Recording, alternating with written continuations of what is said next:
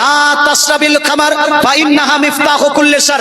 নবীজি বলছেন, ও হে আমার উম্মত উম্মতিরা, তোমরা কোনোদিন মদ পান করবে না, দারু পান করবে না, মদ পান করবে না।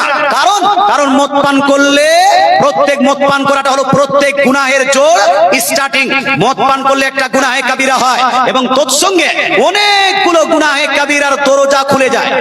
মদ পান করলে অনেকগুলো গুনাহে কাবিরার দরজা রাস্তা খুলে যায়। এই জন্য মদ পান করবেন না। মদ পান করলে আপনার লাইফটা ভালো হবে না। মদ পান করলে আপনার ওয়াইফ ভালো থাকবে না। মদ পান করলে আপনার সংসার ভালো থাকবে না। মদ পান করলে লিভারে ক্যান্সার হতে পারে। মদ পান করলে আপনার চরিত্র খারাপ হবে। মদ পান করলে আপনাকে মানুষ মাতাল বলবে। মদ পান করলে একজন সঠিক বাপ হওয়ার হক আদায় করতে পারবেন না। মদ পান করলে আপনি গ্রামের লিডার ঠিকভাবে আপনি লিডিং করতে পারবেন না। মদ পান করলে মেম্বার হওয়ার পরে তাহলে হারামকারীতে মত্ত থাকবেন। কিভাবে হারাম পদ্ধতিতে টাকা ইনকাম করা যায় সেই দিকে ধ্যান থাকবে।